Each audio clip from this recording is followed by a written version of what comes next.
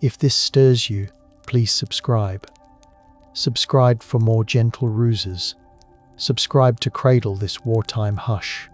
Subscribe for more midnight histories whispered in the dark. Sergeant Arthur Shilstone crouched beside a kerosene heater while twilight pooled in the seams of his portable studio tent, his watercolor brushes soaking in a tin cup that still tasted faintly of army coffee. His assignment sounded like a dream from an art college prank: paint shadows onto canvas armor so the inflatable turrets would catch moonlight the way forged steel might. Each stroke rode the damp chill that drifted through the tent walls, and the rubber fabric flexed under his palm like the lungs of a sleeping animal. Outside, trucks muttered and generators clicked, yet inside the lamplight stroked the pigments into olive illusions, layering soot, ochre, and chalk so that a fake tank would wear battle fatigue on its skin. Arthur inhaled, vulcanized rubber mixed with wet earth, letting that chemical perfume guide the brush. He pinned color swatches to the tent pole, comparing them against charcoal photographs he had smuggled from art school critiques, letting memory steady his hand. His breath fogged in the air, dimming the lantern glass, and in the pause between strokes he listened to distant artillery like a metronome. He measured every highlight against stories from letters home, determined that any German scout peering through binoculars would feel the same metallic dread engendered by real armor plates. Craft and fear mingled in each bristle of his paintbrush, a tactile pact between artist and soldier, and the tent briefly smelled less like war and more like a backstage dressing room awaiting its curtain. The Sonic platoon parked modified half-tracks along a hedgerow glazed with frost, lifting heavy acetate discs whose grooves carried entire battalions of recorded engine roars, clattering treads and clunking couplers. Technicians aligned the needle assemblies beneath red-filtered lamps, the lacquer gleaming like fresh oil as they threaded cables toward loudspeaker arrays staked into mud that smelled of cold iron. Evidence of their craft lay in dials calibrated by gloved fingers, decibel charts clipped to clipboards, and the simple fact that microphones borrowed from radio studios now wore camouflage netting. They sprinkled sand over the speakers to deaden echoes, tasting grit when wind kicked it back into their teeth. Yet no one flinched because realism demanded discomfort. Backup discs waited in padded crates, their paper sleeves perfumed with acetate and glue, ready in case the main recording warped in the night chill. They rehearsed volume swells the way orchestra conductors cue brass, raising gloved hands as if unseen musicians waited beyond the hedgerow. A corporal tapped his boot against the frozen pedals to feel whether vibration would carry through the ground, making sure every note married texture with terrain. Yet against this instrumentation rose a contemplative hush. Could carefully sculpted noise bend an enemy's pulse without firing a shot? The men felt the answer in their rib cages as bass notes shuddered through the soil, proving that suggestion might be as heavy as armor. The air vibrated, owls scattered, and even the nearby cooks paused, tasting tin on their tongues as the invisible army rolled forward in sound alone, while somewhere in the dark, a violinist-turned technician smiled at the realization that music theory now guided artillery. Inflation crews hauled black hoses over rutted ground, coupling them to compressors that rattled like enormous cicadas under rationed fuel. Air gusted through fabric stomachs, and in minutes, a Sherman's silhouette rose, its final skin smelling of talc and warm glue. Corporal Lila Martinez, a seamstress before conscription, knelt to seal a valve with a dab of solvent that tingled through her gloves, and she listened for leaks the way a violinist listens for pitch, pressing her ear against the canvas flank. Nearby, a measuring staff marked the exact height the decoy must achieve, so that distant observers would accept it as battle-ready mass. She counted aloud in Spanish, the syllables puffing in pale clouds, so that the hose handlers could synchronize each burst of air with her rhythm. The hoses vibrated like muted bassoons against her calves, and the vibration traveled up her spine until her teeth chattered with the music of pressure. She chalked tiny arrows along the base to remind teammates where ballast bags should rest, and the chalk dust tasted bitter when sweat touched her upper lip. Each hiss of escaping air reminded the unit how delicate the charade remained. Yet the moonlit sheen on the Fate tank's rivets convinced tired sentries the job was worth the risk. The field felt both brittle and enchanted, as if breath could indeed become armor, and every exhalation formed a pale cloud that drifted toward the hedgerow like incense. Quiet weeds brushed boots in rhythmic whispers, brushing moisture onto trouser cuffs as though knighting the performers. The sand remembers, instruments hum, the hollow waits, night tasting faintly of cordite and wet paint.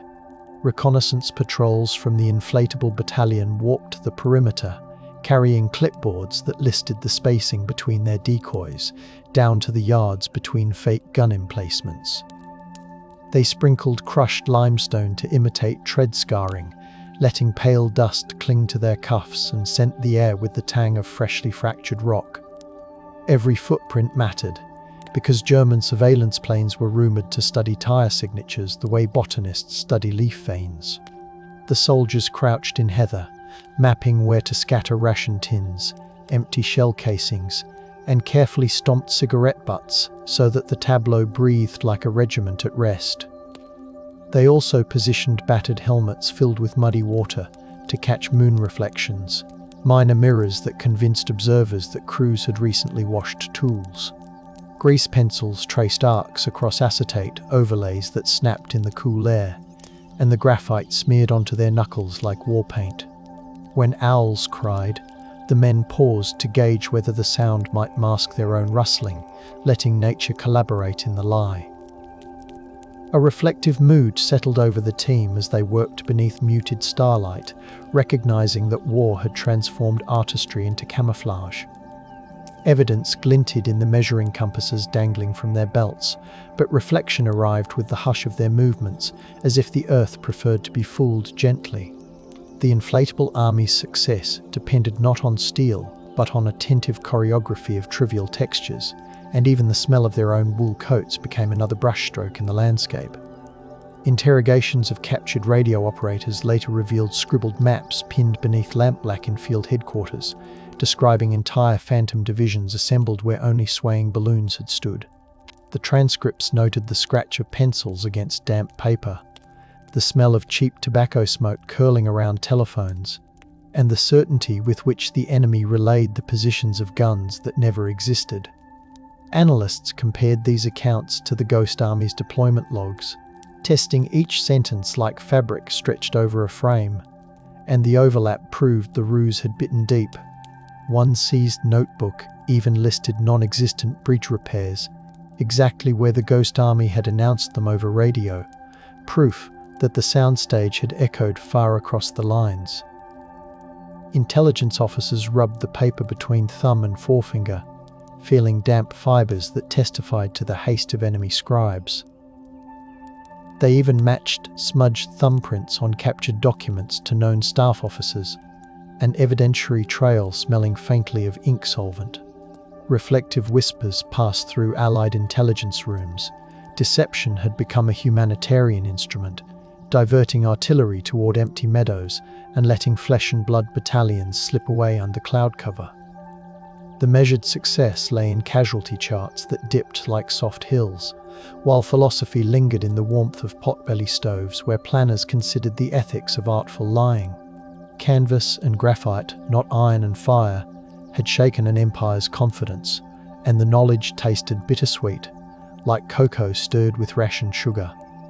The unit's roster read like a surrealist salon, set designers from Broadway, ad illustrators, sound engineers, and radio dramatists all issued olive drab uniforms that carried the musk of wool and weatherproofing wax. Their barracks buzzed with arguments about light angles and colour temperature, conversations punctuated by the metallic tap of tent poles and the mellow crack of ration biscuits. Technical manuals lay open beside sketchbooks, proving that every creative flourish needed the blessing of range tables. They improvised palettes by grinding pastels into enamel mugs, the powder floating up in soft clouds that perfumed the air like theatre chalk. Sec designers sketched stage flats with charcoal, overlaying them on battle maps to judge where silhouettes would play best against the horizon. On cold nights, they traded memories of marquee lights and paint, thick basements, letting nostalgia steady their focus. In that mingling, reflection bloomed. Art had been drafted to choreograph survival, and the gentle rasp of charcoal on newsprint became as strategic as a general's map pin. They learned to read fog, to time inflation against gusts, to listen as the ground soaked up rumours. Evidence, in the form of carefully labelled swatches, mingled with reverie about what beauty might mean once the war's roar softened. Their craft balanced on the thin air separating illusion from mercy, and even the bunkhouse lullabies took on the cadence of rehearsal cues. Outside a French village smelling of baked rye and coal smoke, the inflatable artillery array stretched along a pasture where cows watched with placid eyes. The soldiers anchored their fabric howitzers with stakes hammered into loamy soil, counting the beats between distant church bells to synchronize fake firing schedules with scripted radio chatter. They smeared axle grease on the gun trails so that dawn light would glint convincingly, and their gloves absorbed that metallic odor for hours. Evidence of their precision lay in the tables noting wind drift, muzzle flash timings, and the hour when actual guns would relocate south. Reflection tinged every exhalation. Would the villagers ever learn that their safety tonight depended on art students breathing life into rubber silhouettes? Lanterns painted a honeyed sheen across the decoys, and the scent of hay mingled with gasoline as generators coiled up for another round of facsimile thunder. A child peeked from a cellar door, hearing the muffled thump of fake artillery reports, and believing, quite reasonably, that salvation had arrived in steel.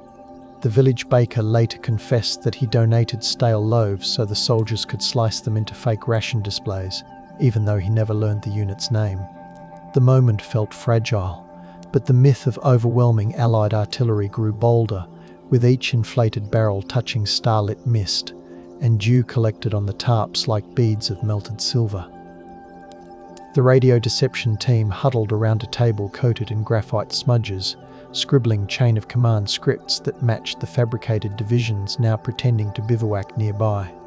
Typewriters clacked like steady rain as operators rehearsed call signs, building believable tension into the hiss of their transmissions. Signal strength meters glowed green, casting phosphorescent halos on knuckles, while coffee thickened in enamel mugs. Each burst of Morse carried specific references to fuel shortages, bridge repairs, and mess tent gossip, evidence meticulously aligned with actual campaigns miles away. They even staged overlapping conversations, letting one operator cough deliberately so eavesdroppers would sense exhausted men at work. Copper wire coiled around their boots, sparking tiny shocks whenever static built up from wool socks. Someone always burned a pinch of coffee grounds on the stove to neutralize the ozone smell before visitors stepped in. Reflection seeped in during the pauses, when headsets came off and ears rang with phantom static, reminding them that language itself had been weaponized into a lullaby meant to confuse. The air smelled of hot dust and ozone from vacuum tubes, and outside the fabric walls, night insects droned in accidental counterpoint to the human-made storm. In those brief pauses, someone always wiped condensation from the tent flap, as though clearing a theatrical scrim before the next scene. Far across the lines, German reconnaissance pilots peered through frosted canopies, noting columns that glimmered with dew and seemed to cast the weighty shadows of real armor. Photographs developed in field tents smelling of vinegar, stop bath revealed crisp silhouettes, because the ghost army had sprinkled charcoal along the edges to mimic the darker midtones that lenses love. Pilots jotted coordinates on their knees with grease pencils that squeaked against flight suits, certain the glint below must belong to armored steel. Analysts pinched the prints with tweezers, evidence in hand, and rerouted reserve units toward threats that were nothing but air. Reflective unease haunted their briefings. The Reich had invested in mass and metallurgy, yet rumors now swirled that Americans possessed endless armor. even the whir of projector fans could not dispel the shiver tracing their spines, and some officers rubbed their temples, tasting aspirin powder on their tongues. On the Allied side, the knowledge of this misdirection arrived via intercepted transmissions, each decoded phrase confirming that artifice had gained a strategic pulse. Cryptographers reported that the German senders Morse grew erratic whenever they mentioned the Phantom divisions, as though doubt infected the rhythm. Breath drifted through command tents smelling of waxed canvas, carrying the quiet pride of illusionists whose success could never be widely announced.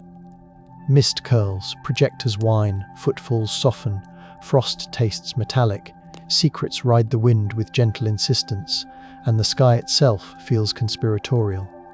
Lieutenant Eleanor Abbott of the Chef Quartermaster Cell spent June 1944 evenings beneath a corrugated hangar at Gosfield, smoothing requisition sheets that listed inflatable Shermans, spare canvas ribs, and drums of olive drab dye destined for the Fortitude South depots.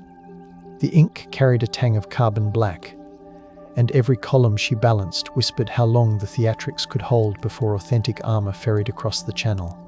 In their notebooks, soldiers described the sensation of guiding inflatable hulls along moonlit roads, the latex catching stray glints from windows still cracked by earlier shelling.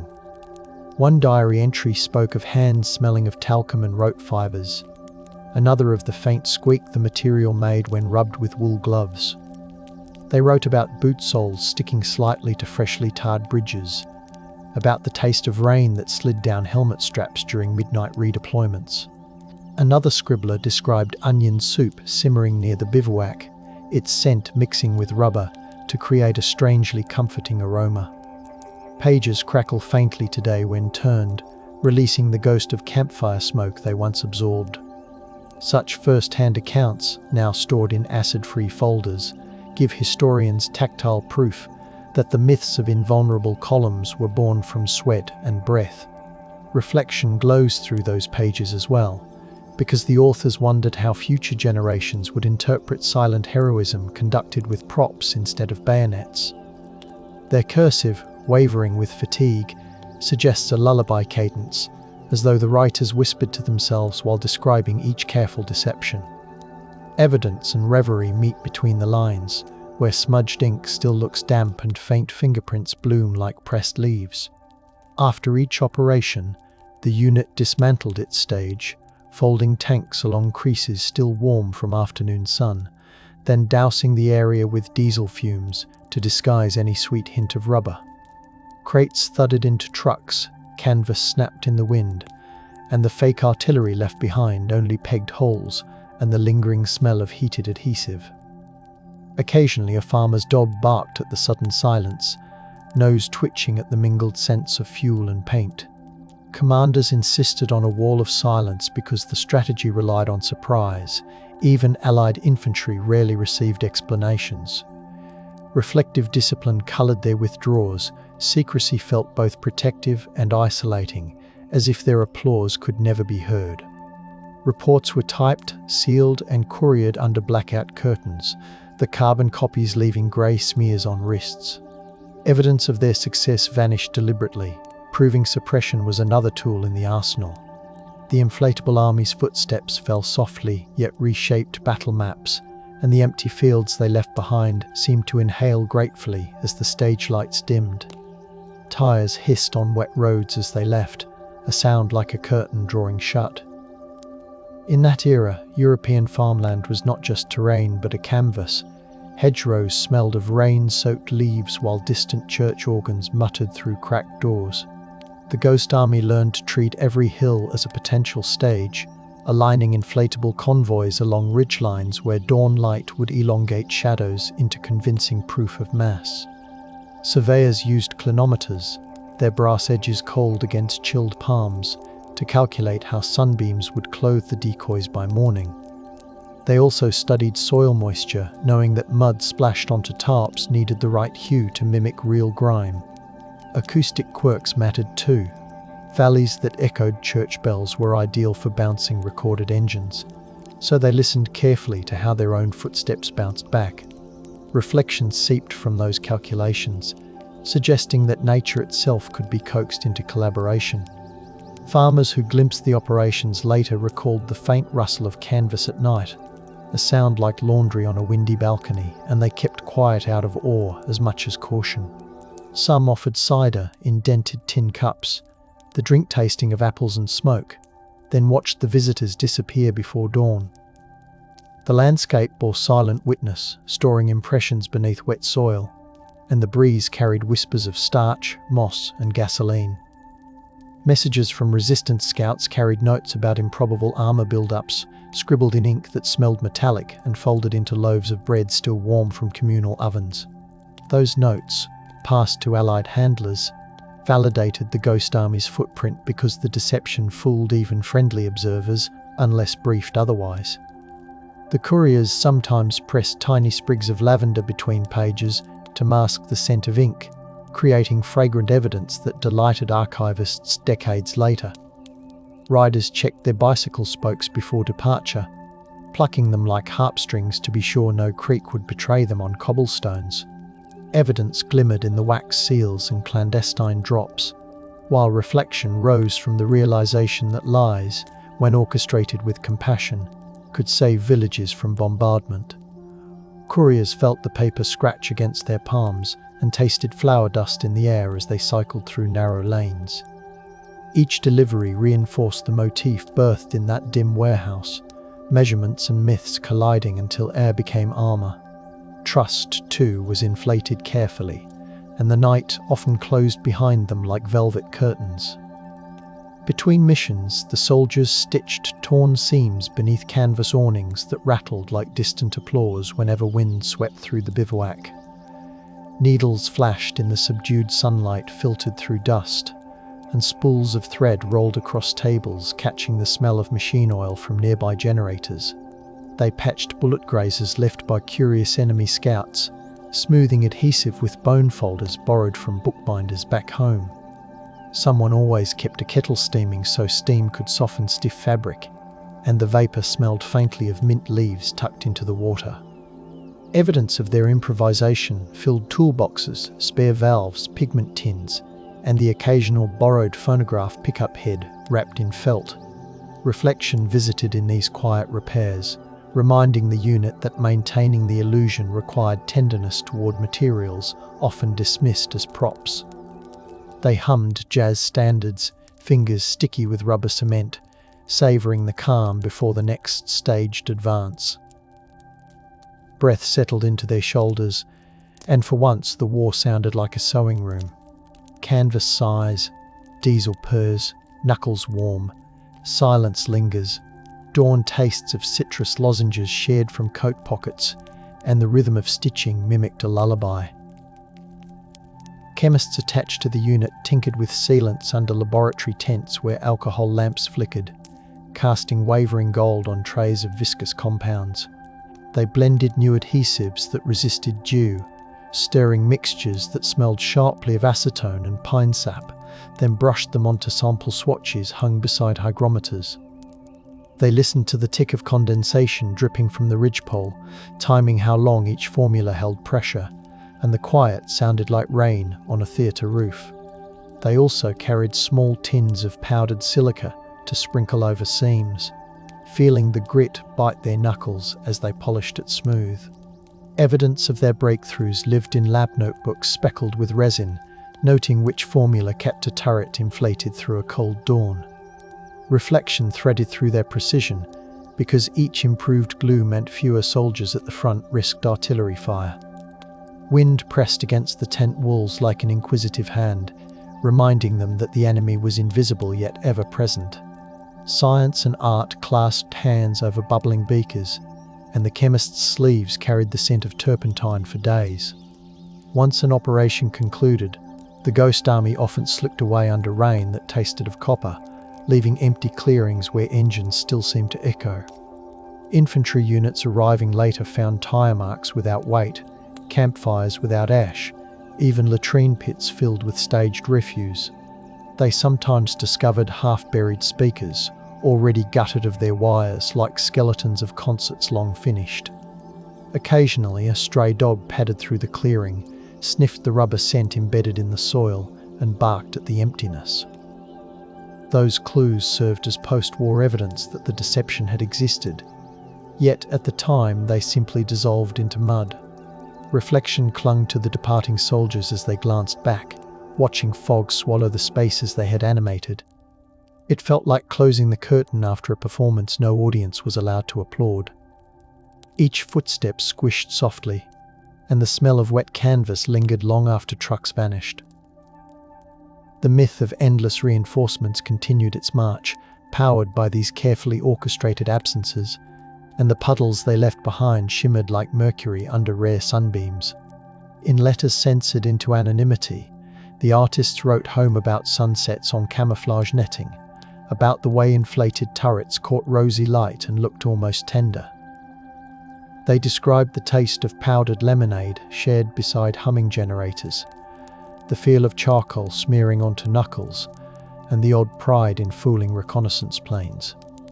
They also confessed to missing the sharp scent of turpentine from city studios, noting that gasoline fumes were a poor substitute, though they served the same imaginative fire.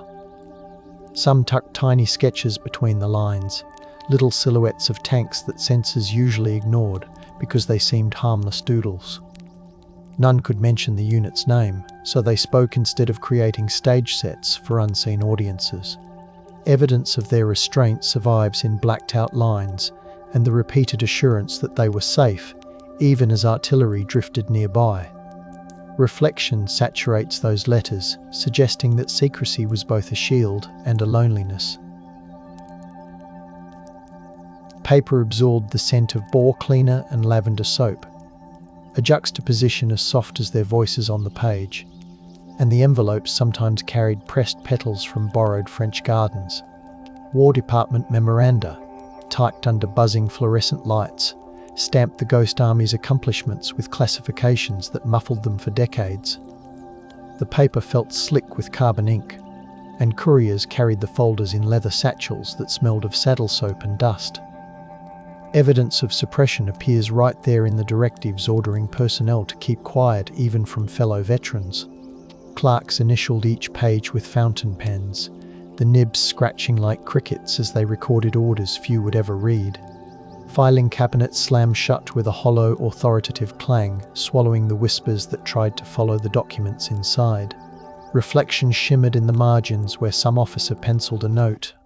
Artists saved brigades, before the file vanished into storage. How could a story woven from air be told when heavy seals pressed it closed? The silence protected future missions, yet it also erased the tactile triumphs of those who painted, inflated, and broadcast in service of a ghostly army, leaving their senses crowded with memories no ceremony could acknowledge. During 1944, one elaborate feint near the Loire Valley layered sonic trucks, dummies, and radio chatter so convincingly that German armor redeployed overnight, chasing phantoms across mist-laden roads. Field notes described dew beading on microphone cables, the rubber smell of freshly inflated half-tracks, and the crunch of gravel beneath soldiers who pretended to refuel non-existent engines. Officers recorded the temperature, the moon phase, even the taste of the local well water, because every environmental clue helped keep the mirage believable. They also coordinated with engineers building real pontoon bridges miles away, ensuring the timing of fake engine noise covered the splash of actual crossings. Evidence of the operation endures in engineer sketches detailing where to park each decoy, right down to the angles at which headlamps should shine to suggest maintenance crews at work. Reflection suffused the team as they watched enemy searchlights sweep empty hills. The plan meant real divisions could cross elsewhere with fewer casualties.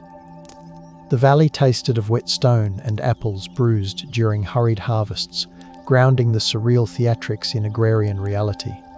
Measured illusions redirected lethal intent, and the mist curled around the decoys like curtains on opening night. To preserve the ruse, the Ghost Army sometimes staged partial destruction, slashing inflatable hulls so they would sag convincingly after scripted bombardments, while smoke pots perfumed the air with acrid sweetness. Engineers documented the cuts, noting how torn fabric fluttered under gusts, and photographers captured the aftermath to brief higher headquarters. They sprinkled plaster dust to imitate pulverized masonry, letting it cling to their sleeves and leave ghostly handprints on the props. Some even scattered charred rations and twisted canteen lids. Small artifacts meant to sell the illusion of calamity. Reflection lingered in those choreographed ruins, because the soldiers were both builders and dismantlers of fear. Ash settled on their tongues, and their eyes watered as they monitored how the staged wreckage read through binoculars. The lesson echoed through the unit: even illusions must endure believable suffering to maintain their authority. Fog drifts, seams gape, embers glow dull red, taste of soot, hush of cooling canvas measuring time, and the staged ruin exhaled a sorrow that felt convincing even to its creators. After the war, crates of deflated tanks languished in depots where dust motes danced through skylights, settling on rubber that now smelled more of storage than adrenaline. Inventory clerks stacked them beside surplus uniforms, the logs noting dimensions but not the adrenaline they once carried. Rust crept along the crates' hinges, and pigeons nested overhead, their coos echoing through the cavernous space. A janitor sweeping the aisle sometimes paused to press a palm against the cold rubber, feeling history without understanding it. Evidence of the unit's existence thus slipped into the bureaucratic background, hidden beneath tarps, as if the myths had folded into themselves. Reflection haunted the cavernous warehouses, because silence now stemmed from neglect rather than deliberate secrecy.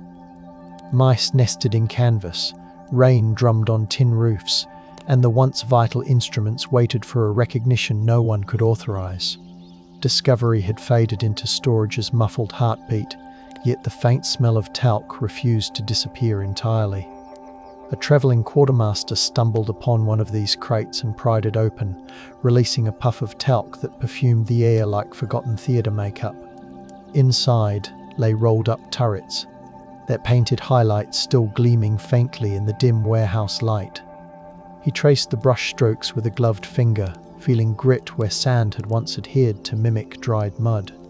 The canvas crackled faintly as it unrolled, a brittle applause that startled him into laughter. He jotted questions into his notebook, evidence of curiosity sparked by a relic that contradicted every training manual he knew. Reflection followed him as he drove away, windshield wipers squeaking, wondering why an army would archive balloons alongside medals. The discovery went unreported. The officer assumed it was a cancelled experiment, so suppression continued, now propelled by simple misinterpretation. The ghost stayed folded, its breath held, and the crate resumed gathering dust like a closed stage set. Decades later, a museum intern sorting photo negatives under the red hush of a darkroom noticed images of soldiers lounging atop inflated tanks, grinning like circus performers. The acetate smelled of fixer, and droplets of drying water speckled the frames, yet the evidence was unmistakable. These were not mock training exercises, but field deployments. She logged the negatives, scribbling a note that her supervisor initially dismissed as misfiled propaganda. Reflection, however, drove her to dig deeper, tasting the metallic tang of the rinse water as she processed more rolls. She began to overlay contact sheets on light tables, comparing landmarks and unit patches until the story sharpened. She even held one strip to her ear, convinced she could almost hear the laughter trapped in the emulsion.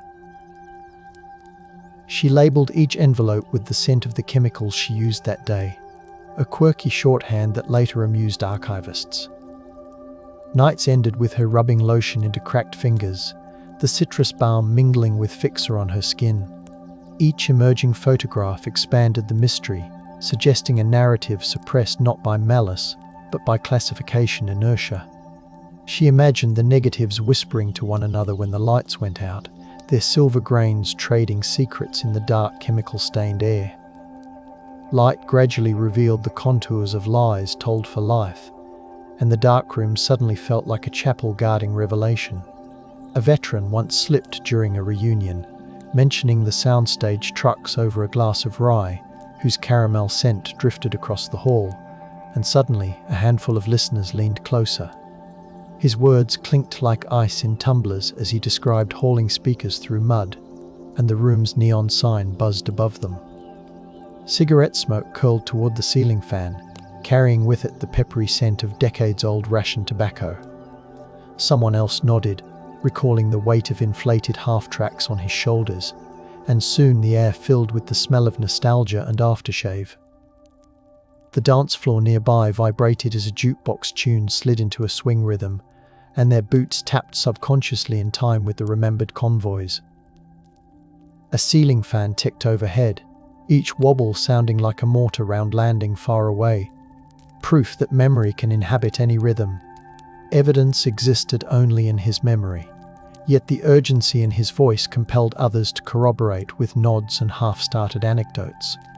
Reflection settled over the gathering, because they realized time itself might erase what secrecy had long buried. They lowered their voices as a matter of habit, even though classification had begun to loosen, or, more than regulation, kept them gentle with the tale, and the jukebox in the corner played a ballad that sounded like distant engines. Researchers filing early information requests sat in microfilm rooms that smelled of acetate and stale carpet, spinning reels that squeaked faintly as ghostly text flickered on screens. The documents they received were riddled with gaps, but occasional references to visual deception units shone like mica in riverbed sediment. They kept thermoses of weak coffee nearby, sipping the bitter brew while eyes adjusted to the monochrome glow. Microfilm sprockets sang a thin metallic lullaby as they advanced frame by frame, and the rhythm settled into each researcher's pulse. Many rubbed their temples with menthol salve to stay alert, the sharp scent battling the room's mustiness. Some wore cotton gloves even though the reels were modern, honouring the fragility of whatever truth might appear. They counted frames like rosary beads, letting each image become a prayer for artists whose tools were brushes, not bayonets. Evidence had survived, though heavily redacted, prompting the scholars to outline timelines with pencil smudges streaking their fingertips. Reflection mingled with perseverance. They imagined the soldiers behind those censored lines, breathing cold air, shoulders dusted with chalk, lives wrapped in silence. Fluorescent bulbs hummed overhead, and the chase for truth became as rhythmic as the flicker of frames, each click another heartbeat of the hidden story. One archivist tracked down a surviving inflatable decoy stored in a rural armory, its fabric brittle, yet still smelling faintly of rubber smoke when unrolled. He measured its seams, photographed the paintwork, and compared stitch patterns to supply logs, finally linking artifact to unit. He even pressed his ear against the hollow hull, hearing distant echoes of air rushing through valves, perhaps only his imagination, yet utterly convincing. The artifact's surface bore fingerprints set in dried mud, and he covered them with acid-free tissue as if tucking in a sleeper. Humidity made the rubber sigh whenever he lifted a corner, a quiet breath that startled him every time. He recorded the room's temperature, and even the scent of machine oil drifting from nearby tractors, knowing context would matter. Outside, cicadas rasped in the hedges, the summer song slipping through cracked windows to mingle with the scent of rubber ghosts. Evidence no longer lived only in stories, it now occupied a concrete floor speckled with dust. Reflection washed over him as he brushed dirt from the faux rivets, realizing that air once carried strategic weight. The armory echoed with the hollow thump of his knuckles against the shell, a reminder that emptiness had terrified an empire. River fog creeps, valves glisten, palms warm, slate-light tastes of iron. Silence taps a steady metronome, and the artifact seemed to inhale once more. The story thus looped. Wartime innovation birthed the deception. The immediate post-war period suppressed it, and this archivist's touch initiated rediscovery, like fingerprints appearing under soft ultraviolet glow. He drafted a report whose pages smelled of toner, matching oral histories with physical measurements taken from that recovered decoy. He added appendices describing the ambient temperature in the armory, the thread counts of the canvas, and the specific brand of paint identified under microscopy. He even tucked in a pressed blade of field grass he found stuck to the decoy, believing texture mattered as much as text. He felt his pulse match the creak of his chair as he typed, the rhythm steadying his excitement. During pauses, he traced imagined convoy routes into the dust on his blotter, fingers leaving faint rivers that only he could interpret. Late nights left crescent moons of graphite under his nails, a cartographer's manicure that testified to obsession. Evidence aligned across decades, showing how discovery had first occurred in French fields, then been intentionally buried, and now, through careful scholarship, re-emerged. Reflection accompanied every stapled appendix, reminding him that truth can hibernate, but rarely dies. The air in the reading room felt dry, motes swirling through sunbeams as if mirroring the resuscitated myth of armor made from breath.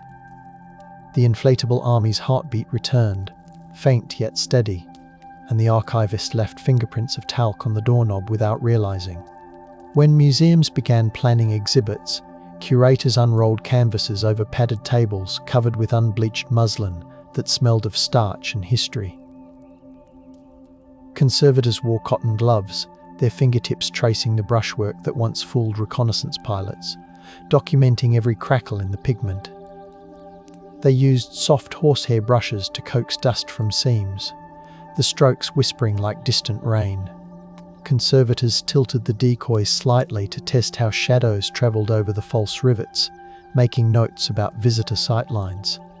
Docents rehearsed whispered explanations beside them, voices softened to match the hush of the gallery. Someone always brewed a pot of cinnamon tea, the aroma mingling with the latex to create an oddly comforting bouquet. Shipping crates stacked nearby exhaled cedar and rope musk, reminding everyone that these giant props once travelled like circus wonders. Evidence of authenticity emerged in the matching of serial numbers to declassified rosters, while reflection coloured the curator's discussions about how to stage the narrative without glamorizing war. They adjusted lighting so that visitors would see the painted highlights, the scuffs, the hand-lettered numbers, and perhaps feel the cold French air imagined in the scenes. Galleries filled with soft audio of whispered radio chatter, letting modern ears taste the static. The museum became another battlefield of storytelling, honouring the invisible performers, and even the HVAC system was tuned to rustle like wind through canvas. Surviving members sat beneath studio lights for oral histories, their wrinkles catching the glow as microphones captured voices seasoned by tobacco, winter air, and patience. They described the weight of carrying inflatable struts on their shoulders, the squeal of valves, the taste of rainwater collected in helmets during all-night inflations. Some brought personal artifacts, sketchbooks flecked with mud, dog-eared cue sheets, a pocket knife still smelling of linseed oil, to show the interviewers. Interviewers often placed a piece of inflated rubber on the table so the veterans could squeeze it, awakening tactile memory. Between takes, assistants brewed chamomile tea so throats would stay warm, and the steam fogged the edges of camera lenses. Background music stayed off, replaced by the soft whir of reels and the occasional clink of ice in glasses offered for comfort. A quiet metronome clicked beside the camera to keep stories paced, and its wooden case smelled faintly of the piano benches of their youth. Evidence now flowed directly from their speech, aligning with logs and photographs unearthed earlier. Reflection punctuated their sentences. Some paused to inhale, eyes moist, as they remembered comrades who never saw recognition.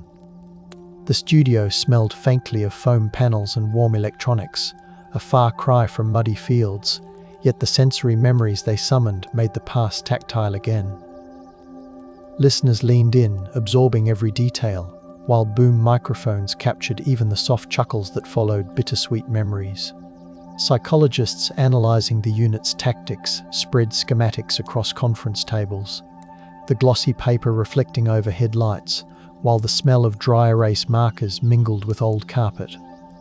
They connected decibel levels to stress responses, citing field recordings where low-frequency rumbles triggered fear in listeners unaware of the hoax. They also piped those recordings through modern speakers, watching heart rate monitors attached to volunteers rise with every simulated convoy. Researchers dimmed the lights to mimic blackout conditions, letting participants taste the metallic tang of nervous breath as the sound swelled. Data points crawled across projected screens like constellations, and analysts traced them with laser pointers that glowed cherry red in the dim room. The hum of synchronized stopwatches added another percussion line to the experiment. They piped in low wind noise beneath the engine recordings, discovering that a single whisper of air could double a volunteer's pulse. Evidence now transcended anecdote. Data graphs illustrated how sensory overload could reroute enemy decision-making. Reflection colored their conclusions, suggesting that carefully calibrated illusions might someday serve humanitarian missions by discouraging combat altogether. Laptop fans whirred softly, and outside the window, rain ticked against glass, echoing the old generator rhythms. The modern analysis gave the Ghost Army new relevance beyond its original battlefield, and the scent of dry toner hung in the air like a reminder of paperwork still to file. Contemporary artists responded with installations that inflated translucent membranes inside galleries, their surfaces scented with latex and projected with archival footage looping like gentle breathing. Visitors walked through chambers lit by blue LEDs, hearing layered recordings of trucks, heartbeats, and whispered coordinates. Some exhibits released cool mist, letting droplets settle on eyelashes so attendees felt the damp nights described in diaries. Others handed guests small tape measures so they could mark out the phantom dimensions themselves, grounding myth in muscle memory. Visitors scribbled impressions into guest books that rustled like leaves, their pens releasing the faint smell of fresh ink. Curators noted which visitors lingered longest beneath the projections, jotting observations about posture and breathing like field notes from another war. Ushers offered earplugs perfumed with lavender for those who needed softer sound, reinforcing the bedtime aura. Evidence of the past merged with present sensibilities, as each work cited specific operations and displayed fragments of declassified sketches. Reflection overtook the viewers, who found themselves dwarfed by hollow giants that felt simultaneously protective and eerie. The floor vibrated slightly from hidden subwoofers, giving bodies a sense of marching columns that existed only as air. Thus, the inflatable army's legacy expanded into art once again, and exit doors smelled faintly of ozone after the blowers shut down. Educational programs invited students to handle replica valves and paint sample rivets under the guidance of historians who smelled faintly of newsprint and coffee. The classroom hummed with curiosity as gloved hands pressed the rubber, noting how light skated across its surface.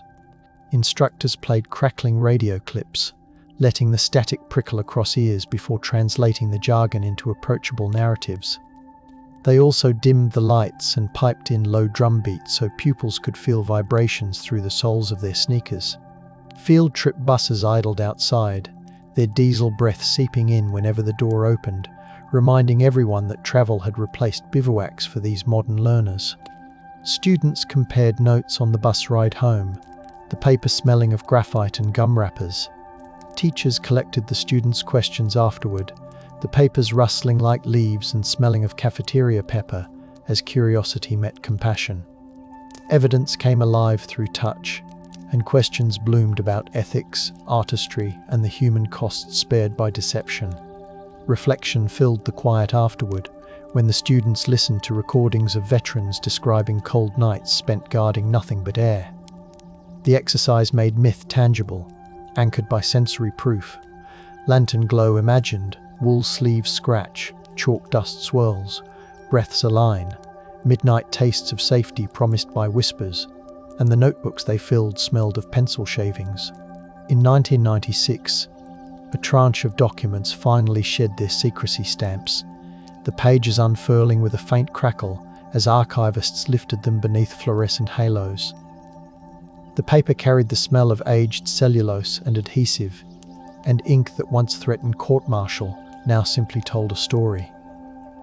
Archivists wore cotton gloves that creaked softly, turning each page with reverence akin to handling illuminated manuscripts. Some paused to snap Polaroids of the declassification notations, eager to capture the exact moment light hit the words. Security guards paused outside the reading room, sensing the excitement inside even if they did not know the subject. Night shift staff later described the lingering odour of warmed paper as proof that history itself had breathed. Archivists signed their names in blue ink on the declassification receipts, the looping signatures trembling with awe. Evidence blossomed in annexes listing equipment quantities, operation names and commendations long deferred. Reflection swept through the reading rooms as researchers realized an entire chapter of wartime creativity had been hidden within filing cabinets. Fingers traced signatures, hearts quickened, and silence in the archive shifted from suppression to reverence. Discovery resurfaced with the rustle of pages, and the overhead lights seemed warmer than before. Newspapers responded with spreads printed on coarse stock that left fingertips grey, featuring photographs of veterans standing beside reinflated decoys under soft morning light. Headlines framed the inflatable army as both prank and life-saving strategy, yet the articles grounded the narrative in interviews and technical diagrams. Reporters described the smell of the rubber as it warmed in the sun, the way it squeaked when folded, anchoring the story in present senses. Some editions even included scratch and sniff patches scented faintly of latex, a playful experiment that startled breakfast tables into sudden attention. Families clipped the stories and slipped them into scrapbooks that already smelled of paste and attic cedar. Children traced the newspaper diagrams with marmalade, sticky fingers, promising to retell the story at show and tell the next day. Cafes reported patrons lingering over multiple refills, unwilling to fold the paper until every column was read aloud. Evidence flowed into the public sphere, and readers could almost smell the rubber pictured on the page. Reflection rode alongside, as columnists mused about creativity as a form of courage. Coffee steam rose in kitchens while citizens absorbed the tale, the rustle of paper echoing the murmurs once confined to war rooms. The myth entered mainstream memory, and breakfast tables briefly resembled briefing tents. Documentary crews travelled to former battlefields, their cameras whirring softly as they filmed morning fog-hugging meadows where the Ghost Army once staged illusions. Boom microphones caught the crunch of frost beneath boots, while narrators whispered about artists who weaponized air. Producers carried small vials of soil to compare textures with archival descriptions, letting earthy scents guide B-roll selections. Drone shots drifted over hedgerows, their propellers sounding like subdued insects, and the footage layered old deception maps onto present landscapes. Dew beaded on camera lenses so often that assistants wore scarves as makeshift cloths, the droplets tasting faintly of iron when they brushed lips. On breaks, crews warmed hands around tin cups of broth, inhaling steam that blurred their view of the phantom fields. Local guides stood beside the crews, breathing into cupped hands and pointing out trees that had once hidden the pneumatic hoses. Evidence appeared on screen through overlays of maps, original sketches, and restored footage of inflations. Reflection seeped into the voiceovers, inviting viewers to imagine the taste of cold breath exhaled into hoses that birthed phantom armor. Even the soundtrack favored low hums and distant drums, replicating the sensory hypnosis that once rattled enemy nerves. The story, finally public, still moved with ASMR softness, and theatre speakers vibrated like distant engines under the seats. In villages where the deception once unfolded, elders recalled the glow of distant campfires that never crackled, the scent of rubber drifting through apple orchards, and the hush that followed sudden troop movements. Oral historians recorded these testimonies in kitchens perfumed with broth and thyme, capturing how locals sensed something uncanny yet chose silence out of respect. Some remembered finding odd footprints that ended abruptly, as if giants had stepped into the clouds, and they laughed softly while telling it. Others produced faded handkerchiefs given by American artists, the fabric still smelling faintly of charcoal and soap. Bakers now knead dough in the same rooms, saying the yeast sometimes seems livelier on the anniversaries of those phantom nights. Church bells ring softly during interviews, their echoes wrapping each story in reverent resonance. Evidence of collaboration. Loaned wagons, shared bread, warning knocks on shutters, layered the narrative with community texture. Reflection deepened as villagers compared the inflatable army to folk tales where spirits guarded the countryside. Wooden chairs creaked, teacups clinked, and memories breathed back into the air once charged with deception. The home front had been part of the illusion without knowing its name, and the smell of yeast still carried whispers of secrecy. Modern strategists now gather in conference halls scented with polished wood and projector heat, debating whether deception of this kind could operate in an age of satellites. They examine digital models, the blue-white glow painting their faces, while audio simulations thrum through subwoofers built into the floor. Tablet screens leave smudges of stylus graphite on fingertips, proof that technology still demands touch. Analysts occasionally pass around fragments of original canvas, so the discussion never drifts too far from texture. Simulations sometimes project virtual convoys across the carpet, and attendees step aside instinctively, chuckling at how convincing pixels can feel. The HVAC vents release faintly ionized air that smells a little like ozone after thunderstorms, sharpening their focus. Evidence from the Ghost Army anchors their slides, yet reflection dominates the discussions. Can compassion-driven deceit still spare lives when information spreads instantly? Coffee cups clink, pens scratch, and the arguments weave between admiration for past artistry and caution about present transparency. The inflatable army thus serves as both precedent and parable, a soft-voiced mentor reminding planners that creativity can be a shield. The room fills with the scent of ideas warming, and the HVAC hum mimics far-off convoys. Back in the archives, researchers continue to catalogue letters, their latex gloves snapping softly as they turn fragile pages scented with cedar boxes and a hint of mildew. The handwriting curls across the sheets like contrails, evidence aligning with every new annotation inked in pencil. They slide magnifying glasses over ink that shimmers like beetle wings, tracing abbreviations that once hid whole battalions.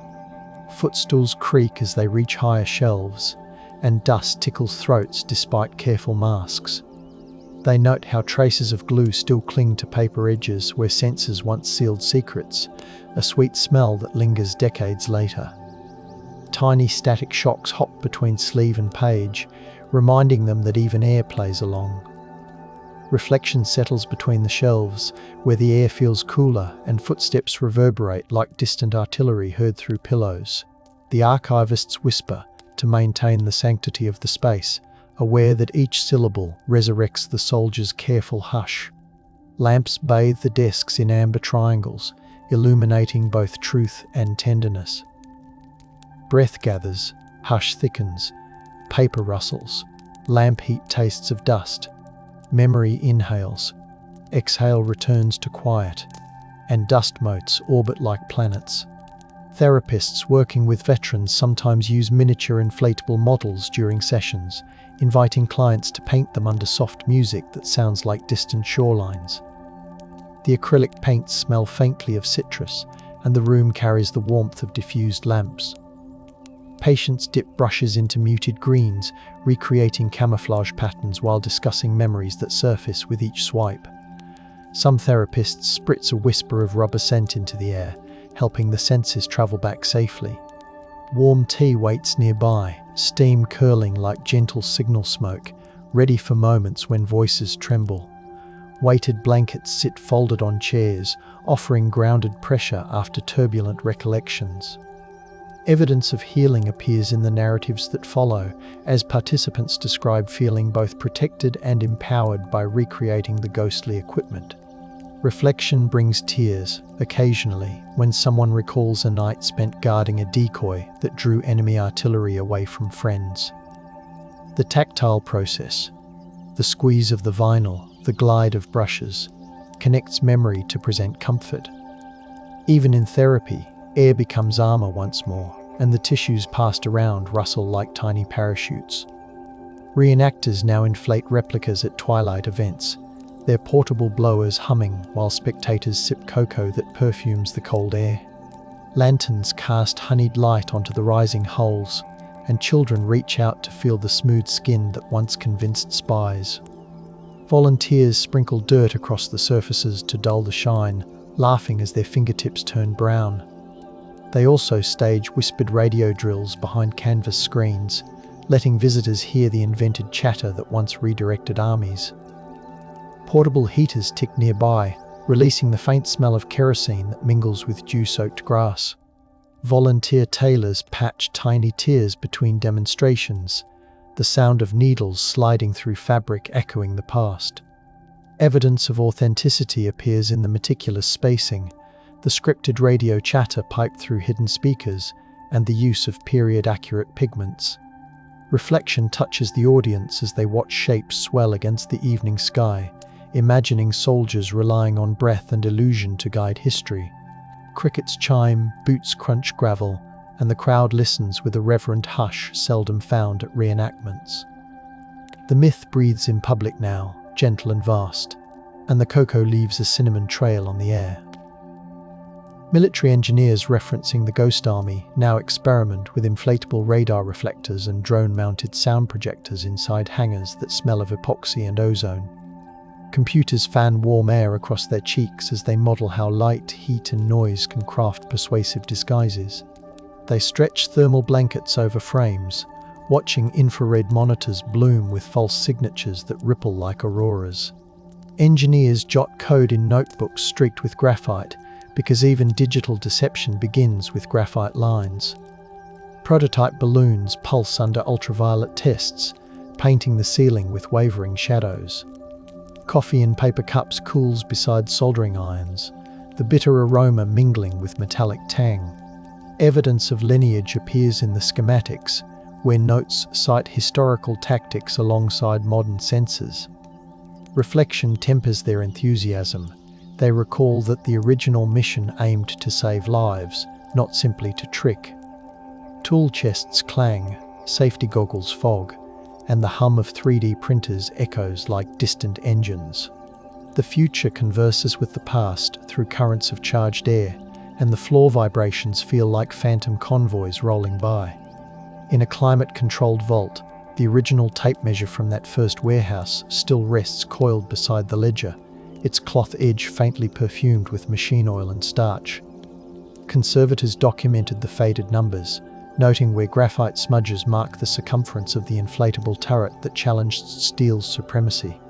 They occasionally unspool it across a foam cradle, the fabric whispering like silk as it straightens. Nearby sits the ledger whose pages rustle like distant leaves whenever someone turns them, releasing a dry scent of cedar chests. Curators breathe shallowly when handling both objects, afraid even exhalation might disturb the delicate fibers. Disposable gloves squeak softly against the cloth, a reminder that touch now requires mediation. Climate monitors blink softly on the shelf, reporting humidity in whispers so gentle they resemble the stage cues that started it all. Evidence of the myth's birth lies in that modest tool, while reflection whispers that sometimes the lightest touch shifts the heaviest outcomes. The vault's air feels cool, dryers hum softly, and the tape seems to sigh when unspooled for researchers. Measurement and legend sit side by side, inseparable, and the ledgers nearby exude the woody scent of pencil shavings trapped for generations.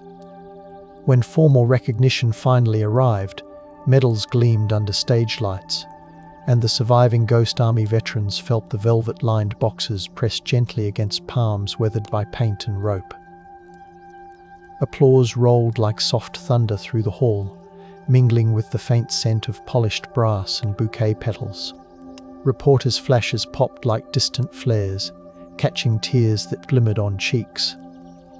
A military band played in whispers, muting cymbals with felt so the ceremony retained its bedtime softness. Metal ribbons brushed coat sleeves with a whispering rasp, and some honorees raised them to their noses, inhaling the scent of silk and metal. Ushers discreetly offered handkerchiefs perfumed with lilac, a fragrant echo of wartime letters. Evidence of their service now shimmered openly, engraved in citations read aloud with steady voices. Reflection washed over the audience as they imagined night fields, inflatable hulls swaying, and the heartbeat of men who fought with imagination. Tears traced warm paths down faces, and the medals clinked softly, like chimes acknowledging overdue gratitude. The ghosts stepped into light without losing their gentleness, and the stage smelled briefly of canvas in honor of their craft. Even now, students of history revisit the battle maps, tracing the routes where fake convoys rolled, the paper crackling softly beneath their fingertips. They overlay meteorological charts, decode radio logs, and match them to diaries that still smell faintly of mildew and pencil shavings. Some bring magnifiers to inspect penciled annotations that describe how long it took to inflate a single turret, savoring the mundane heroism hidden in measurements. Others listen to restored radio chatter through headphones, letting the static kiss their ears as they follow along on transparent overlays. Archivists share fresh scans via tablets resting beside the maps, the screens casting a cool glow on calloused hands. Nearby dehumidifiers purr, their steady breath preserving both paper and concentration. Evidence multiplies with each cross-reference, weaving a net that holds the inflatable army firmly within documented truth. Reflection keeps pace, reminding readers that courage sometimes weighs no more than a lungful of air. Lamplight pools, graphite glints, pulse steadies, dust tastes of chalk, memory hums. Night leans close, assurances drift like feathers, and the page edges rustle like distant waves. From hook to rediscovery, the central motif remains the collision of measurements with myth, a tape measure, a hose, a radio dial, each tactile gauge proving that breath-sculpted dread. Scholars now speak of the ghost army as a layered palimpsest, discovered in war, suppressed by secrecy, rediscovered by curiosity. Its power resting not in force but in textures and tones. They cite inventories, paint analyses, weather diaries, and testimonies, letting evidence stack like carefully folded tarps within a truck bed. Conference panels now pass around replicas of valves and pigment swatches, so audiences can feel the data settling into their palms. Museum tours begin with measuring tapes placed into visitors' hands, the cool fabric reminding everyone that mathematics once masqueraded as might. Podcasts even include binaural recordings of hoses inflating, letting listeners taste the metallic air through headphones.